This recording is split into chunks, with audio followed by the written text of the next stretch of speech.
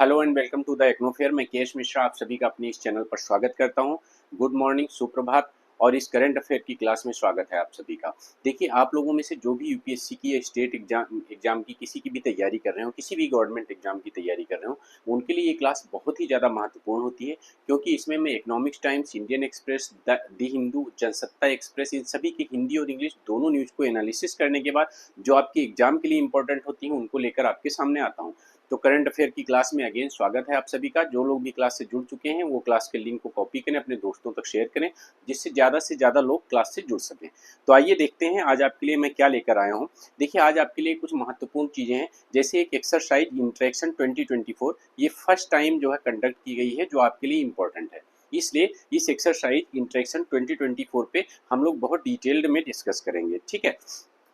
दूसरा जो है, आखिरकार मालदीव ने इंडियन एयरक्राफ्ट की सर्विस क्यों रिज्यूम कर दी। आप देख रहे हैं, मैंने कई बार इस पे वीडियो भी बनाए हैं कि जिस हिसाब से मालदीव और भारत के बीच में जो एग्रीमेंट्स थे वो धीरे धीरे जो है क्या कहते हैं खत्म हुए हैं। और साथ ही वहाँ से जितनी भी मिलिट्री और एयरक्राफ्ट जो सर्विसेज थी उनको जो है रिपैट्रिएट कर दिया गया है इंडिया की तरफ। तो आखिरकार ये दोबारा से क्यों सर्विसेज रिज्यूम की, ऐसी कौन सी मजबूरी आ गई मोहम्मद मोइज्जू की, तो इस पे भी हम बहुत डिटेल्ड में डिस्कस करेंगे। साथ ही नीति आयोग की जो 9th गवर्निंग काउंसिल की मीटिंग हुई है, इसको बहुत सारे मुख्यमंत्रियों ने बाइकआउट किया है, जैसे ममता बनर्जी और बाकी जो है खासकर कांग्रेस शासित जो मतलब प्रदेश है उनके मुख्यमंत्रियों ने, बहुत सारे मुख्यमंत्रियों ने बाइकआउट किया है, इसमें शामिल नहीं हुए। जबकि नीति आयोग बेसिकली का उद्देश्य होता है कि राज्यों के साथ एक कोऑपरेशन बना के इसके बाद गवर्नमेंट की योजनाओं को इम्प्लीमेंट करवाएगी। लेकिन यहाँ पर लैक दिखता है, लैक ऑफ कोऑर्डिनेशन दिखता है सेंटर और स्टेट के बीच में। इसको भी हम बहुत डिटेल में डिस्कस करेंगे कि इसके क्या मायने हैं। और बाकी आपके प्रीलिम्स के लिए कुछ प्रैक्टिस क्वेश्चन। तो बाकी ये क्लास हमारी जो है डेली सुबह 9 बजे होती है। और इंडियन इकोनॉमी का फाउंडेशन बैच रात को 10 बजे चल रहा है। तो अभी फिलहाल के लिए फाउंडेशन बैच की जो क्लासेस बची हुई हैं वो सभी के लिए पब्लिक हैं, तो आप सभी देख सकते हैं। साथ ही आप मेरे टेलीग्राम चैनल से जरूर जुड़ें। ये इग्नोफेयर बाय केएस सर के नाम से आप सर्च कर सकते हैं टेलीग्राम चैनल पर, और टेलीग्राम चैनल पर आपको जो है इस क्लास की पीडीएफ भी मिल जाएगी, बाकी सारी इंपॉर्टेंट डिस्कशन भी आप वहाँ कर सकते हैं। इस वीडियो के डिस्क्रिप्शन में जाएं, सारे लिंक आपको मिलेंगे। साथ ही आप लोग चैनल को सब्सक्राइब करें और बेल आइकन दबाना बिल्कुल भी मत भूलें, क्योंकि आप लोगों में से बहुत सारे लोग गलती करते हैं और वो बेल आइकन नहीं दबाते हैं, जिससे सारे अपडेट्स, सारी क्लासेज के और सारे अपलोड्स उनको मिल नहीं पाते हैं। और मेरे अपलोड्स आपके एग्जाम के लिए बहुत ही ज़्यादा इंपॉर्टेंट होते हैं। जब आप देखेंगे रेगुलर 2-3 दिन, तो आपको ये चीज़ें समझ में आएगी, इवन आज ही समझ में आ जाएगी, बस आप क्लास से बने रहिए। देखिए, एक्चुअली ये फर्स्ट टाइम है कि एससीओ यानी कि संघीय सहयोग संगठन, ठीक है, इसके द्वारा जो है फर्स्ट टाइम एक एक्सरसाइज कंडक्ट की गई है। और वो एक्सरसाइज कैसी है? Abolition of terrorist group. जो टेररिस्ट ग्रुप हैं उनको जो है उनके अबॉलिशन के लिए, जो आतंकवादी समूह हैं उनके उन्मूलन के लिए बेसिकली जो है इसको कंडक्ट किया गया है, ठीक है। अब इसमें एक चीज़ ध्यान दीजिएगा कि ये पहली चीज़, ये एक्सरसाइज फर्स्ट टाइम हो रही है। और ये कहाँ पे हुई है? ये चीन के झिंजियांग प्रोविंस में हुई है।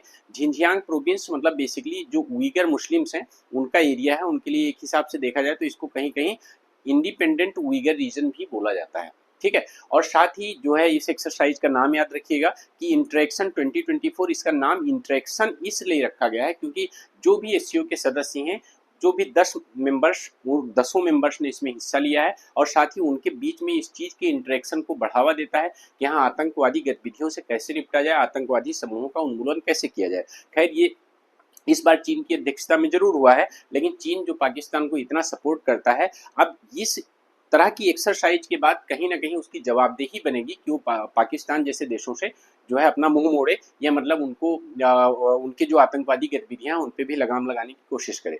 खैर, चीन का रवैया हमेशा दोहरा होता है, दो तरह का रवैया अपनाता है। ये आप लोगों से किसी से छुपा नहीं है, ठीक है। देखो, एससीओ के सभी सदस्यों ने इसमें हिस्सा लिया है। पहली चीज, जितने भी सदस्य हैं सभी सदस्यों ने इसमें हिस्सा लिया है। तो इससे क्या होगा? उनके बीच में एक कोऑपरेशन डेवलप होगा, जो बेसिकली आतंकवाद को जड़ से मिटाने के लिए जो है कामयाब हो सकता है, बढ़ सकता है कामयाबी की तरफ। इसको ध्यान दीजिएगा आप, ठीक है। और साथ ही देखो, इस तरह के जो आतंकवादी समूहों के उन्मूलन के लिए एक वहां पे प्रण लिया गया। और साथ में एक बार ध्यान दीजिएगा कि अगर मैं इस एक्सरसाइज की बात करता हूं, देखो, चाइना आतंकवाद से मिलकर निपटेंगे, भारत समेत एससीओ के 10 सदस्य देश ने हिस्सा लिया और चीन में यह अभ्यास किया, ठीक है। जिसमें कौन कौन से हैं ध्यान दीजिएगा। देखो, चीन, Bharat, Iran, Kazakhstan, Kyrgyzstan, Pakistan, रूस, तजाकिस्तान, उज्बेकिस्तान, बेलारूस, इन सभी ने जो है मिलकर ये प्रण लिया कि हम आतंकवाद से निपटेंगे, ठीक है। और पाकिस्तान ने भी इसमें हिस्सा लिया और प्रण लिया कि हम आतंकवाद से निपटेंगे। ठीक है, हंसीएगा नहीं। ठीक है, खैर। हाँ, तो संघीय सहयोग संगठन से जुड़े जितने भी सदस्य देश हैं उन सब ने इसमें हिस्सा लिया। साथ में इसमें अगर मैं बात करता हूँ तो अजाल्ट राइफल्स, पिस्तौलों और बाकी दंगा ढाल से लैस होकर इस हमले से निपटकर इवन मतलब जो बख्तरबंद वाहन है और ड्रोन है, रोबोट हैं और कुत्ते और हेलीकॉप्टर के माध्यम से भी इसमें भाग लिया गया कि आखिरकार आतंकवादियों के जो ग्रुप्स हैं उनको अगर हमें पकड़ना है, उनसे जो है निपटना है, उनको खत्म करना है, तो हमें कौन कौन सी गतिविधियां हमें अपनानी है और उनके लिए कैसे हम लोग मतलब टैक्टिक्स अपना सकते हैं, उन सभी छोटी छोटी टैक्टिक्स के बारे में प्रैक्टिस की गई। ठीक है, एससीओ के सदस्य देश से संबंधित जो एजेंसियां हैं जो आतंकवादी विरोधी अभ्यास में सभी एजेंसियों ने भाग लिया है। और बेसिकली ध्यान रखिएगा कि इसमें एक अंतरराष्ट्रीय देखा जाए तो इस समिति में एक आतंकवाद विरोधी दल के रूप में एक अंतरराष्ट्रीय समिति जो है सामने आई है जो आगे चलकर इसमें काम करेगी। देखो, इससे संबंधित एक प्रश्न मैंने प्रैक्टिस आपके लिए बनाया है और मान लेते हैं जैसे चलिए आपने अब पढ़ लिया है, अब मैंने सब चीजें आपको बता दी हैं, तो उम्मीद करता हूं कि आप इस क्वेश्चन का जवाब दे पाएंगे कमेंट में। ठीक है, which of the following statements are true about exercise interaction 2024? This is the first exercise.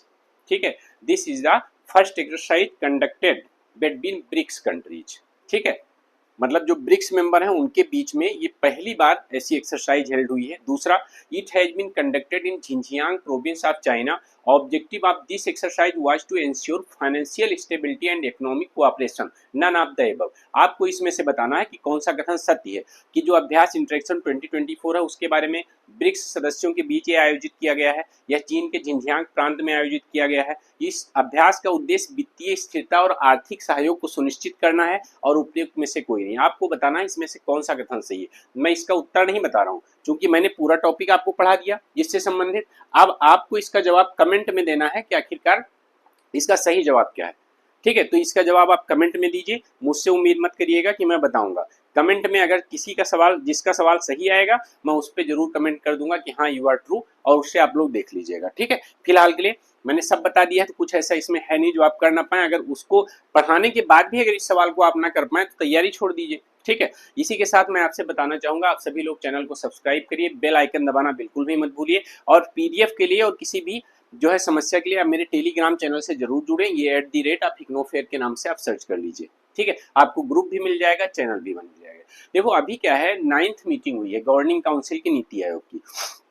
तो जैसे इस बार बजट आया है, आपने देखा है कि उस बजट में, बजट का जो है एक्चुअल में जो टाइटल था वो क्या था, बजट फॉर विकसित भारत। बजट का पूरा एनालिसिस मैंने, इवन बजट का सार जो आता है और साथ में बजट एट अ ग्लांस, दोनों की अलग अलग क्लासेज मैंने लिए हैं और इसी चैनल पे पड़ी हुई हैं, आप उसको देख लीजिए तो आपके लिए ज़्यादा बेनिफिट रहेगा। क्योंकि इस बार जो प्रीलिम्स में क्वेश्चंस आपसे पूछे जा सकते हैं, खासकर यूपी पीसीएस वालों के लिए, वो जरूरी है कि देख लें। ठीक है, और बाकी अगर लोग यूपीएससी का मेंस दे रहे हैं तो वो भी जरूर देख लें। ठीक है, आइए देखिए, विकसित भारत 2047, तो इस विजन के साथ में नीति आयोग आया है और इस बार 9th मीटिंग उसकी हेल्ड हुई है। ठीक है, अब 25 से 27 जुलाई के बीच में। तो सबसे पहले नीति आयोग के बारे में मैं आपको बता दे रहा हूँ। ठीक है, देखो पहले प्लानिंग कमीशन था, प्लानिंग कमीशन को डिजोल्व करने के बाद, भंग करने के बाद में, इसके बाद 1 जनवरी 2015 से नीति आयोग अस्तित्व में आया। ठीक है, और इसका फुल फॉर्म है national institute for transforming India. ठीक है, नीति आयोग के जो चेयरमैन होते हैं वो एक्स ऑफिशियो चेयरमैन होते हैं। इसके प्रधानमंत्री, जो भी प्रधानमंत्री होता है उसका एक्स ऑफिशियो चेयरमैन होता है। इसलिए आप समझ सकते हैं कि जो है जब 1 जनवरी 2015 को आया तो इसके जो फर्स्ट प्रेसिडेंट रहे, फर्स्ट चेयरपर्सन रहे, वो कौन रहे हैं, प्रधानमंत्री नरेंद्र मोदी जी। ठीक है, और जो प्लानिंग कमीशन था वो भी इन्हीं के समय में भंग हुआ। तो जो लास्ट प्लानिंग कमीशन के लास्ट चेयरपर्सन थे वो भी प्रधानमंत्री नरेंद्र मोदी जी थे। तो इस तरह के कुछ क्वेश्चंस आपसे आ सकते हैं, तो आप भूलिएगा मैं। देखो, जब मैं नीति आयोग की बात करता हूं तो इसकी जो अपेक्स बॉडी है, जो इसकी गवर्निंग काउंसिल है, उसमें एक्चुअली सभी देशों के मुख्यमंत्री होते हैं। जो यूनियन टेरिटरी हैं, यूनियन टेरिटरी के लेफ्टिनेंट गवर्नर्स होते हैं, और बाकी जो है बहुत सारे मिनिस्टर्स, यूनियन मिनिस्टर्स भी इसमें शामिल होते हैं। और इसकी जो अध्यक्षता होती है वो प्रधानमंत्री द्वारा की जाती है। देखो, अगर मैं इसकी नीति आयोग की बात करता हूं तो ये इसकी 9th मीटिंग थी गवर्निंग काउंसिल की, और जिसमें बेसिकली सेंटर का एक विजन की transforming India into a developed country bye 2047, ये एक विजन नीति आयोग के द्वारा इसमें रखा गया है। ठीक है। और इसके लिए जरूरी है कि अगर इस विजन को हमें प्राप्त करना है तो इस विजन के लिए बहुत ज्यादा जरूरी है कि यहाँ जो है राज्यों और केंद्र के बीच में सहयोग होना चाहिए, कोऑपरेशन होना चाहिए, क्योंकि गवर्नमेंट की कोई भी स्कीम्स हैं उनको आप इम्प्लीमेंट नहीं कर सकते बिना जो है किसी भी तरह से जो है सरकार की सहायता से, ठीक है, मतलब राज्यों की सहायता से केंद्र कभी भी इम्प्लीमेंट नहीं कर सकता। तो अगर अपने देश का चौमुखी विकास करना है तो ये बहुत ज़्यादा जरूरी है कि राज्यों और केंद्र के बीच में एक सहयोग होना चाहिए, कोऑपरेशन होना चाहिए, ये बहुत ज़्यादा जरूरी है, ठीक है। तो बेसिकली नीति आयोग की एक अपेक्स नीति आयोग जो है कि अपेक्स बॉडी है जो उसकी गवर्निंग काउंसिल है, और इसमें सभी स्टेट के चीफ मिनिस्टर्स भी होते हैं, और एलजी जो यूनियन टेरिटरी है उनके होते हैं, बाकी सेवरल यूनियन मिनिस्टर्स होते हैं। इसका जो मतलब बेसिकली स्ट्रक्चर है, स्ट्रक्चर मैं आपको पहले पढ़ा चुका हूँ इकोनॉमिक्स की क्लास में नीति आयोग का, और बाकी करंट अफेयर में भी एक दो बार मैंने पढ़ाया है, ठीक है। तो देखो बेसिकली जो मीटिंग्स होती हैं, इन मीटिंग्स का एम क्या होता है, उद्देश्य क्या होता है कि सेंटर और स्टेट के बीच में एक कोऑपरेशन डेवलप किया जा सके, कोलैबोरेट करके दोनों के बीच में फिर जो योजनाएं हैं सरकार की उसको जनता तक पहुंचाया जा सके, उनको बहुत अच्छे से इम्प्लीमेंट कराया जा सके, और बेसिकली रूरल और अर्बन दोनों एरियाज में। तो जब ऐसे इस तरह की जो है इस तरह के उद्देश्य होते हैं तो राज्यों को चाहिए कि हाँ राज्यों को भी इस चीज, चलिए बहुत राज्यों ने, मैं बताऊंगा आपको भी, एक्सक्यूज दिया कि बजट में उनके साथ अनदेखी की गई है इसलिए वो शामिल नहीं होंगे। देखो बजट एक अलग पार्ट है, अगर बजट में उनके साथ अनदेखी की गई है तो उसके लिए अपने राज्य के हित के साथ समझौता करना कहीं सही नहीं है, क्योंकि अगर वो इस 9th मीटिंग में आएंगे तो उस मीटिंग में आने के बाद वो अपने राज्य का पक्ष रखते, एक डिस्कशन होता, और फिर ये देखते कि हमें अपने जनता का विकास कैसे करना है, हमें रूरल और अर्बन दोनों के डेवलपमेंट में नीति आयोग हमारा या केंद्र हमारी क्या सहायता कर सकता है, तो इन सभी पे बातें की जा सकती थी। बट इस मीटिंग को स्किप करके जो है वो केवल मेरी समझ से एक उनका पॉलिटिकल एजेंडा चलता है, और मुझे नहीं लगता कि अगर सपोज दैट ये तो वही बात हुई कि अगर एक जगह आपने हमारे साथ गलत किया है तो हम अपने राज्य का विकास ही नहीं करने देंगे आपको। तो इस वजह से मुझे लगता है कि बजट एक अलग चीज थी, अगर बजट में आपके साथ अन्याय हुआ है तो आपको जो है अपनी बात रखनी चाहिए थी, आप उनसे नाराज रहते, लेकिन ऐसे मौके जो आपके राज्य के चौमुखी विकास के लिए होते हैं उनसे कभी भी किसी भी तरह से कंप्रोमाइज नहीं करना चाहिए, और आपको जरूर उसमें सम्मिलित होना चाहिए, मेरा ऐसा मानना है, ठीक है। बाकी देखो जो ये मीटिंग हुई है, मीटिंग कब हुई है गवर्निंग काउंसिल की, 27 जुलाई को, और इसमें बेसिकली एक अप्रोच डेवलप किया गया है paper for the vision document of विकसित भारत 2047, ठीक है। अभी देखो हाल ही में मैंने एक आपको एडिटोरियल पढ़ाया था, और उस एडिटोरियल में मैंने पढ़ाया था कि जिस हिसाब से भारत की जो है भारत में बेसिकली इन्वेस्टमेंट की कमी हो रही है, मतलब जो निवेश है ये बचत की दर कम होती जा रही है। तो बचत की दर जब कम होती है भारत में तो जाहिर सी बात है आपकी बचत की दर अगर कम होगी तो निवेश भी कम होगा, ठीक है, क्योंकि बचत से ही आप निवेश करते हैं। तो जब निवेश आपका कम होगा तो निवेश से क्या होगा, निवेश से आपका फिर भाई निवेश कहाँ करते हैं, हम नई नई यूनिट्स लगाते हैं, ठीक है, बिजनेस स्टार्ट करते हैं, आप फैक्ट्री लगाते हैं, आप किसी भी तरह की इंडस्ट्री सेटअप करते हैं, तो ऐसे में क्या होगा, वहां से रोजगार प्रमोट होता है, वहां से एम्प्लॉयमेंट जनरेशन होता है, जीडीपी बढ़ती है। तो अगर इन्वेस्टमेंट के लिए ही पैसा हमारे पास नहीं बच पाएगा, सेविंग हमारी कम होगी, तो इन्वेस्टमेंट गिरेगा, तो कहीं ना कहीं आने वाले समय में, आने वाले सालों में हमें अपनी जीडीपी भी गिरती हुई दिख सकती है, एम्प्लॉयमेंट भी गिरता हुआ दिख सकता है। तो अगर हमने बचत के स्तर को सुधारा नहीं तो क्या होगा, हम 2047 तक किसी भी समय से तरह से अपने भारत को विकसित नहीं बना पाएंगे, ठीक है। इस पर मैंने बहुत डिटेल में डिस्कस भी किया था, बट फिलहाल के लिए नीति आयोग का यही विजन है कि यहाँ जो है हम अपने देश को जो है विकसित करें, विकसित भारत 2047 है उसका विजन है। देखो इसमें बेसिकली जो third national conference chief secretary जो है, चीफ सेक्रेटरी की जो थर्ड नेशनल कॉन्फ्रेंस हुई थी पिछले साल दिसंबर में, तो उसने जो कुछ एरियाज चिन्हित किए थे कि जैसे ड्रिंकिंग वाटर है, ठीक है, कि सबके लिए जो है क्या होना चाहिए, ड्रिंकिंग वाटर की अवेलेबिलिटी होती। देखो हर घर जो नल है उसने भी कहीं ना कहीं ग्रामीण एरिया तक ड्रिंकिंग वाटर को, साफ सुथरा पानी को पहुंचाने में मदद की है, और बहुत सफल रहा है अभियान। आज जाइए, आज ग्रामीण एरिया में, रूरल एरियाज में आप देखिए तो बहुत कम घर ऐसे मिलेंगे जिनके यहाँ पे जो है वो टंकी का पानी है वो नहीं आता होगा, ठीक है।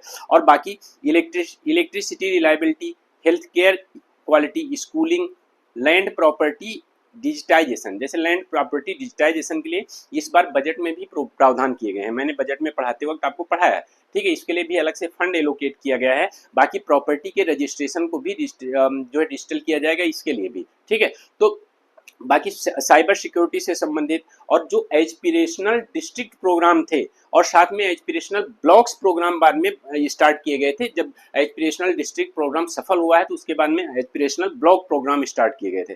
तो उन सभी में स्टेट के रोल के बारे में और साथ में एआई के माध्यम से एआई इन गवर्नेंस, मतलब उन योजनाओं को इम्प्लीमेंट करने में एआई क्या हमारी भूमिका निभा सकता है, उन सभी के बारे में। अच्छा, एक चीज और बताना चाहूंगा, जब एआई के बारे में बात की है तो फर्स्ट टाइम जो है इकोनॉमिक सर्वे में, एक्चुअली भारत के इकोनॉमिक सर्वे में इस बार एआई के बारे में बताया गया है कि एआई हमारे लिए खतरनाक भी हो सकता है और वो हमारा रोजगार छीन सकता है। ठीक है, मतलब फर्स्ट टाइम कोई देश ऐसा है जिसने इवन, मतलब अगर मैं भारत की बात करूं तो फर्स्ट टाइम अपने मतलब किसी मतलब ऑफिशियल डॉक्यूमेंट में इस तरह की डिक्लेरेशन भारत द्वारा की गई है कि यहाँ जो है एआई जो है, अगर हमने एआई को सही तरीके से इस्तेमाल नहीं किया तो लोगों का रोजगार छीन सकता है। ठीक है, इसके बारे में बात की गई है। तो ध्यान देना, इसके अलावा क्या हुआ, बहुत सारे चीफ मिनिस्टर्स थे जो कांग्रेस रूल्ड स्टेट से थे, जैसे सिद्धरमैया हो गए कर्नाटका के, सुखविंदर सिंह सुक्खू हो गए हिमाचल प्रदेश के, ठीक है, हिमाचल प्रदेश के, और साथ ही जो आर रेड्डी हैं तेलंगाना के, इन्होंने इस मीटिंग को बाइकआउट किया और क्या कहा कि इस बार का जो बजट आया है उस यूनियन बजट में हमारे स्टेट के खिलाफ क्या हुआ है, बायसनेस रखी गई है, बायस रही है सेंटर, और इस वजह से हम जो है इसमें शामिल नहीं होंगे। तो मेरा ऐसा मानना है कि ऐसा बिल्कुल भी नहीं करना चाहिए था, क्योंकि जो है बजट एक अलग चीज होगी, बजट के टाइम वो अपनी आप नाराजगी दिखा सकते थे, बट यहाँ पे आप आके जो है कम से कम एक कोऑपरेशन दे सकते थे कि आपके यहाँ रूरल और अर्बन डेवलपमेंट। देखो, एक बात आप अच्छे से मान लीजिए कि बिना केंद्र की सहायता के लिए राज्यों का चहुमुखी विकास नहीं हो सकता, और बिना राज्यों के कोऑपरेशन के लिए के जो है केंद्र अपनी योजनाओं को इम्प्लीमेंट भी नहीं कर सकता। तो इन दोनों के बीच में कोऑपरेशन बहुत ज्यादा जरूरी है। ठीक है, इसीलिए हम जनरली कभी कभी बात करते हैं कोऑपरेटिव फेडरलिज्म की। ठीक है, तो सहयोगी संघवाद की। तो जब तक हम सहयोगी संघवाद की को अच्छे से मतलब अपना नहीं पाएंगे, तब तक जो है हमारे देश का कभी चहुमुखी विकास हो नहीं सकता। ठीक है, तो इसको ध्यान दीजिएगा। इसके अलावा तमिलनाडु के जो चीफ मिनिस्टर हैं एम.के. स्टालिन, ठीक है, और बाकी केरला के जो विजयन है, इन सब ने भी, और आप लेट पंजाब के और दिल्ली गवर्नमेंट, इन सब ने भी जो है मीटिंग को स्किप किया। ठीक है, West Bengal chief minister Mamata Banerjee who will attend despite of the boycott by most India bloc leaders has called the abolition of NITI Aayog. मतलब ममता बनर्जी ने क्या किया, उन्होंने तो नीति आयोग को समाप्त करने की वकालत कर डाली, और यही नहीं, ये भी कहा कि प्लानिंग कमीशन को लाया जाए। क्योंकि प्लानिंग कमीशन को क्यों खत्म किया गया था, क्योंकि प्लानिंग कमीशन की बहुत सारी आलोचना हो रही थी, लगता था कि मतलब दूसरी सरकार चला रहा है, वो सरकार से अलग होकर। ठीक है, और इसी वजह से इन्होंने तो पूरी उसकी वकालत ही कर दी कि नीति आयोग को समाप्त किया जाए और फिर से जो है क्या कहते हैं प्लानिंग कमीशन बनाया जाए, प्लानिंग कमीशन को लाया जाए, जिसको भंग करके नीति आयोग लाया गया था। ठीक है, तो vision document is a part of broader effort to make India a $30 trillion economy by 2047। मतलब आप इस पॉइंट को याद रखिएगा कि भारत को 30 ट्रिलियन की, ठीक है, $30 ट्रिलियन की इकोनॉमी बनाने का लक्ष्य है 2047 से के लिए। इसीलिए इस विजन का नाम रखा गया है कि विकसित भारत 2047। ठीक है, तो आइए देखिए, इस पे आप एक बार सवाल एक मेंस का मैंने दिया है आपके लिए, आप लिख के एक बार देखिएगा। ठीक है, एक बार देखिएगा लिख के कि केंद्र राज्य संबंधों में नीति आयोग की भूमिका पर चर्चा करें। Discuss the role of NITI Aayog in centre state relations. तो इसको 200 शब्दों में लिखना है। आप लोग कोशिश करिएगा लिखने के लिए, अगर आप लिख पाते हैं तो अच्छी बात है। ठीक है, आप लोग कोशिश करिएगा इस चीज को लिखने के लिए कि आप लिख पाए। ठीक है, कहीं कहीं शायद ब्लर हो जाता है ना, हाँ, चलो मैं चेक करवाता हूँ उसको। ठीक है, बट फिर भी मतलब इस क्वेश्चन को आप लिखिएगा जरूर, इसको ध्यान रखिए। 200 शब्दों में अगर आप लिख के मुझे टेलीग्राम पे भेजेंगे तो मैं चेक जरूर करूंगा। बाकी आप सभी लोग अगर क्लासेज आपको पसंद आ रही हैं तो एक बात ध्यान रखिए कि आप जो है चैनल को सब्सक्राइब करिए, बेल आइकन दबाना बिल्कुल भी मत भूलिए। देखिए, अभी पीएम में visit Ukraine first time since war in August 2023। Basically जब से युद्ध शुरू हुआ है उसके बाद से फर्स्ट टाइम ऐसा हुआ है कि प्रधानमंत्री Narendra Modi is planning a visit to Ukraine. ठीक है, क्यों विजिट करना चाह रहे हैं, आखिरकार क्यों करना चाह रहे हैं, ये आप बहुत अच्छे से जानते होंगे। क्योंकि देखिए, हाल ही में भी, मेरी बात को पहले अच्छे से सुनिएगा, बाकी बाद में हम लोग बात करेंगे। PM Modi likely to visit Ukraine on August 23। देखो, अभी हाल ही में प्रधानमंत्री नरेंद्र मोदी की रशिया विजिट हुई।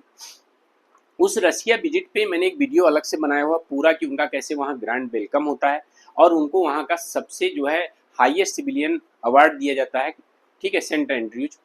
और इसके बाद में जो राष्ट्रपति पुतिन हैं उनको अपना रेजिडेंस भी दिखाने ले जाते हैं, वहाँ भी दोनों की बायलैटरल टॉक्स होती हैं। इसके अलावा वहाँ की जो है जो परमाणु ऊर्जा एजेंसी है वहाँ भी विजिट कराते हैं। साथ ही फ्लोटिंग पावर प्लांट के अलावा पर भी बातचीत होती है, और 6 नए जो है पावर प्लांट बनाने के लिए, न्यूक्लियर पावर प्लांट बनाने की बात होती है, ठीक है। इतने सबके बाद में वेस्टर्न कंट्रीज द्वारा इसकी बहुत ज़्यादा आलोचना की गई कि हाँ जो है ऐसे में जब भारत जो रशिया वेस्टर्न कंट्री ने उसको बैन कर रखा है, और जब यूक्रेन पर वो बॉम्बिंग कर रहा है ऐसे में भारत वहां गया है। और कुछ कोइंसिडेंट भी ऐसा हुआ कि जिस समय प्रधानमंत्री नरेंद्र मोदी जी वहां गए हुए थे उसी समय रशिया की कुछ मिसाइल्स जाकर यूक्रेन पर गिरती हैं, और यूक्रेन पर एक हॉस्पिटल के पास गिरती हैं, उसमें कई बच्चे भी मर जाते हैं। तो और ज्यादा भारत की आलोचना होने लगती है। अब ऐसे में खैर एक बात आपको बताना चाहूंगा, मैंने उसमें वीडियो में दिखाया भी था कि भारत ही एक ऐसा देश था जिसने, जब प्रधानमंत्री नरेंद्र मोदी जी को ये बात पता चलती है तो वो जब बायलैटरल मीट में, ड्यूरिंग दी बायलैटरल मीट, सोचिएगा सामने पुतिन बैठे हैं, राष्ट्रपति पुतिन, और इधर प्रधानमंत्री नरेंद्र मोदी जी बैठे हैं, और साफ साफ उनके सामने बोलते हैं कि heart bleeds when children dies, कि जब बच्चे मरते हैं तो दुख होता है, दिल दुखता है। और साथ में जो है ये युद्ध का माहौल नहीं है, ये शांति का माहौल है। ये समय युद्ध के लिए नहीं, ये समय शांति के लिए है, और युद्ध किसी भी रूप में हो उसकी मैं आलोचना करता हूँ। अब ये भारत ही एक ऐसा देश था जो इस समय पुतिन के सामने बैठ के इस बात को कह सकता है कि आपने जो काम वहां पे किया है वो गलत है। रशिया में प्रधानमंत्री रशिया में पुतिन के सामने बैठकर और उसके बाद में इस तरह की बात कहते हैं, ठीक। तो खैर वेस्टर्न कंट्रीज द्वारा बहुत ज्यादा आलोचना हुई, वो कहीं ना कहीं ये जरूरी भी था कहना, क्योंकि उस समय अगर ये शब्द इन्होंने नहीं कहे होते तो वेस्टर्न कंट्रीज द्वारा और ज्यादा आलोचना होती, क्योंकि उसी समय जो है वहां पे रशिया की कुछ मिसाइल्स जाके वहां गिरी थी और बच्चे मरे थे। अब व्लादिमीर जेलेंस्की जो यूक्रेन के राष्ट्रपति हैं, उन्होंने तो बहुत कुछ कह दिया था कि इतना बड़ा डेमोक्रेसी का नेता एक वार क्रिमिनल के पास जाके बैठा है, जो बच्चों का कातिल है उसके पास जाके बैठा है, इस तरह का कुछ उन्होंने ट्वीट किया था, ठीक है। तो इसके बाद में प्रधानमंत्री नरेंद्र मोदी जी की ऑब्वियसली ये एक बैलेंसिंग टैक्टिक्स है, हो सकती है बैलेंसिंग टैक्टिक्स, लेकिन एक बात ये बहुत ध्यान से समझिएगा, भारत का यहाँ स्टैंड सोचिए आप। अमेरिका और वेस्टर्न कंट्रीज के मना करने के बाद वो रशिया भी जाता है, ठीक है, और रशिया को साथ में लेने के बाद वो यूएसए के साथ में डिप्लोमेटिक संबंध भी रखता है और व्यापार भी बढ़ाता है, और साथ में वो इस बात का ध्यान न रखते हुए कि रशिया को बुरा लगेगा, Bharat is planning to visit Ukraine. ये भारत की स्थिति देखिए, भारत का स्टैंड देखिए कि भारत अपने आप को, आप लोग कितना भी लड़ो, भारत अपने स्टैंड पे कायम है। आज भी भारत ये दिखाना चाहता है हम केवल विश्व में शांति चाहते हैं और हम किसी के साथ नहीं है, और खासकर उसके किसी के भी साथ नहीं है जो अन्याय कर रहा है, जो युद्ध कर रहा है, हम उसमें किसी भी तरह से उसका साथ नहीं ले सकते। और हो सकता है इस बात का रशिया को बुरा भी लगे कि प्रधानमंत्री नरेंद्र मोदी जी यूक्रेन विजिट कर रहे हैं, बट इसके बावजूद भारत यूक्रेन विजिट करेगा, क्योंकि भारत इन सब मामलों में ना तो यूएसए की परवाह करता है, ना रशिया की, और ना किसी वेस्टर्न कंट्री की, ठीक है। भारत का अपना खुद का स्टैंड है और भारत उसी स्टैंड पे चलता है। तो आइए देखते हैं हम अगस्त 23 को एक्चुअल में प्लान कर रहे हैं, ठीक है, कि इस बार जो है 23 अगस्त को शायद जो है प्रधानमंत्री नरेंद्र मोदी जी जो है वहां जा सकते हैं। हालांकि यूक्रेन की तरफ से ये कहा गया है, व्लादिमीर जेलेंस्की की तरफ से, कि अगर मोदी जो है मतलब वहां से कहा गया कि अगर मोदी जी विजिट करते हैं, कुछ ऑफिशियल हमारे पास इंफॉर्मेशन आती है तो वी विल शेयर। अभी हमारे पास कोई ऑफिशियल इंफॉर्मेशन नहीं है। जब प्रधानमंत्री नरेंद्र मोदी जी मॉस्को विजिट करते हैं, मतलब रशिया, तो उस समय यूक्रेन के प्रेसिडेंट व्लादिमीर जेलेंस्की क्या कहते हैं, ठीक है, बहुत उन्होंने कहा मोदी की विजिट को कि इंडिया ने तो खैर उन्होंने जो आलोचना की थी उसको कहा freedom of choice and strategic autonomy, कि सबके पास फ्रीडम ऑफ चॉइस भी है और स्ट्रेटेजिक ऑटोनॉमी भी है। हम जरूरी नहीं कि अगर यूएसए हमसे कहे कि किसी देश के साथ व्यापार ना करो तो हम ना करें, या किसी देश में ना जाओ तो हम ना जाएं, ऐसा नहीं है, हमारे अपने स्टैंड है, ऐसा भारत ने कहा। लेकिन देखो इसमें क्या हुआ कि प्रधानमंत्री नरेंद्र मोदी जी की जो यात्रा थी रूस की, वो बहुत ज्यादा मतलब आलोचना का शिकार रही, बहुत लोगों ने बहुत कड़वी आलोचनाएं की थी। और जब इस बार जुलाई 8 और 9 को जो है बेसिकली वहाँ विजिट किए थे। लेकिन उसी समय कोई इंसिडेंट क्या होता है वहाँ पर, कोई इंसिडेंट जो मैंने अभी आपको बताया कि रशियन मिसाइल अटैक करती हैं यूक्रेन पर, और वहाँ पे एक हॉस्पिटल में जो है चिल्ड्रन जो थे, बच्चे, वो भी मर जाते हैं। ठीक है, अब इस समय जो है, उसी समय जानते हो नाटो की मीटिंग भी चल रही थी, नाटो की समिति भी चल रही थी। वहाँ के अमेरिका के नेशनल सिक्योरिटी एडवाइजर ने भी इस चीज को कहा कि mister Modi visit is disappointment and symbolic of and timing, मतलब जो उनकी बेसिकली टाइमिंग रही है वो ठीक नहीं है, और साथ में ये डिसअपॉइंटमेंट का विषय है कि मतलब उन्होंने वहाँ विजिट किया है। खैर ये उनके बहुत सारे वेस्टर्न कंट्रीज ने आलोचना की, भारत ज़्यादा कुछ फर्क पड़ता नहीं है, और भारत उसको जो है ज़्यादा तवज्जो इस आलोचना को देता भी नहीं है, क्योंकि आपको पता है कि जो है एक बार की बात है कि मतलब जब भारत ने सैंक्शन के बावजूद रशिया से तेल खरीदना जारी रखा, ठीक है, तो यूएसए की तरफ से ये भी कहा जाता गया था कि भारत जो तेल खरीद रहा है इतनी भारी मात्रा में, वो तेल नहीं खरीद रहा है, उस तेल में वो ध्यान रखे कि यूक्रेनियन का खून मिला हुआ है। ठीक है, ऐसा भी कहा गया था, लेकिन भारत को फर्क नहीं पड़ा, भारत जो है अपना व्यापार जारी रखा उसके साथ। ठीक है, अब देखो इन्होंने क्या कहा था, it is a huge disappointment and devastating blow to peace efforts to see the leader of world's largest economy, largest democracy. ठीक है, ये व्लादिमीर जेलेंस्की का ट्वीट है। ठीक है, कि it is a huge disappointment and devastating blow to peace effort to see the leader of world's largest democracy hug the world's most bloody criminal in Moscow। मतलब world's most bloody criminal किसको कह रहे हैं, रसिया को, और world's जो है largest democracy Bharat को। मतलब कि ये दुख की बात है कि विश्व में सबसे बड़े लोकतंत्र, सबसे बड़ा लोकतंत्र क्या कर रहा है, विश्व के सबसे ब्लडी क्रिमिनल को जाके हक कर रहा है। ऐसा व्लादिमीर जेलेंस्की के द्वारा किया गया था। तो बेसिकली इस तरह के क्रिटिसिज्म के बाद में जो है प्रधानमंत्री नरेंद्र मोदी जी अगर वहां जाते हैं तो एक हिसाब से कहा जाए कि वो डैमेज कंट्रोल, इसको उनकी डैमेज कंट्रोल टैक्टिक्स कह सकते हैं, डैमेज कंट्रोल पॉलिसी का हिस्सा कह सकते हैं, कि वहां जाने के बाद रसिया में जो उन्होंने अपने एग्रीमेंट्स किए हैं, जो टाइज किए हैं, ट्रीटीज किए हैं, उसके बाद में जो वेस्टर्न कंट्रीज गुस्सा हैं, तो अगर वो यूक्रेन विजिट करते हैं तो निसंदेह उनका गुस्सा शांत होगा। और साथ में यूक्रेन एक हमेशा आस्क लगा के रखता है, इवन मतलब पहले भी कह चुका है कि भारत चाहे तो रशिया को मना कर सकता है हम पे आक्रमण करने से। तो कहीं ना कहीं जब यूक्रेन भी इस बात से खुश होगा कि हाँ जो है भारत हमारे यहाँ यात्रा कर रहा है, ठीक है, तो ध्यान देना। तो इस चीज को अब इन्हें क्यों कहा गया कि mister Modi to Kyiv could be on cards, Ukraine's ambassador to India. इन्होंने क्या कहा, जो यूक्रेन के एम्बेसडर हैं इंडिया में, इन्होंने भी basically ministry of external affairs के साथ में मिलके एस जयशंकर जी से भी बातचीत की और टेलीफोन कॉल हुई, और इसके बाद में इन्होंने बताया कि अगर मान लेते हैं कोई आगे बायलैटरल रिलेशंस डेवलप होते हैं, प्रधानमंत्री नरेंद्र मोदी जी जो है हमारे यहाँ विजिट करते हैं, तो कुछ भी ऐसा होगा तो हम बिल्कुल उसके बारे में आपको इन्फॉर्म करेंगे, सबको इन्फॉर्म करेंगे। ठीक है, तो India refusal to criticism Russia at United nation.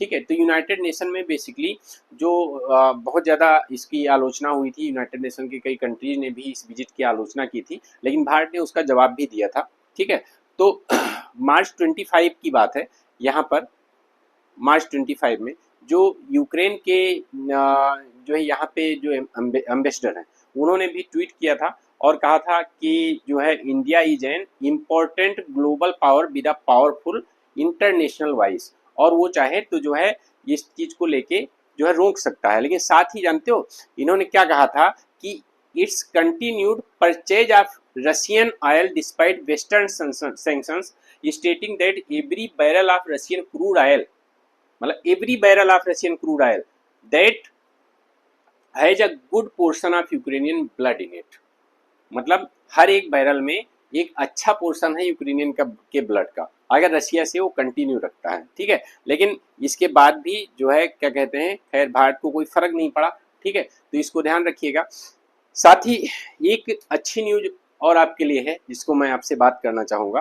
खैर इस न्यूज को हम कल बात करेंगे। ये न्यूज है मालदीप यूज इंडियन एयरक्राफ्ट, तो दोबारा उसने कैसे जो है सर्विसेज को रीयूज करना स्टार्ट किया है, इस पे हम कल बात करेंगे। और आप लोगों को अगर क्लास अच्छी लगी है तो चैनल को सब्सक्राइब करना बिल्कुल भी मत भूलें, और बेल आइकन दबाना तो बिल्कुल भी मत भूलिए।